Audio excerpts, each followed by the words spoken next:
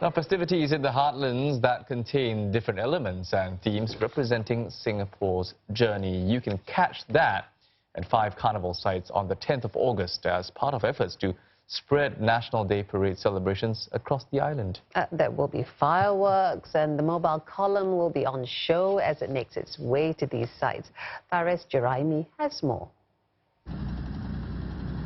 If you are going to miss out on catching the mobile column up close on National Day, fret not.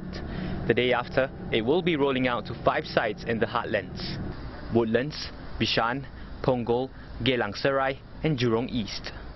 There will be activities along the way, as nearly 70 assets from the Singapore Armed Forces, the Police Force and the Civil Defence Force will be on show. But it will be a scaled-down version of the one at the Padang.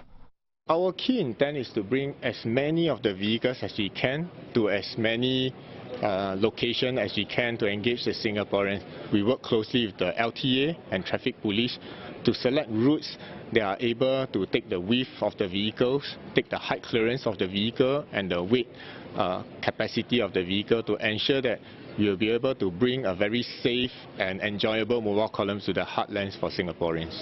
The assets will start their journey in the afternoon, and when they end up at the sites, a carnival awaits. Each district will have a theme that ties in with aspects of the Singapore story.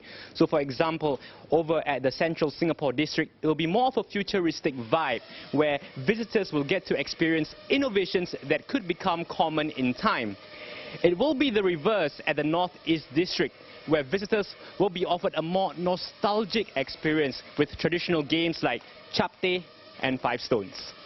So this year being a special year, bicentennial year, that's why the mobile column coming in, there will be fireworks, so it's a mega National Day celebration. So the team came together quite a few months to talk about how they can make sure that their district celebration is different.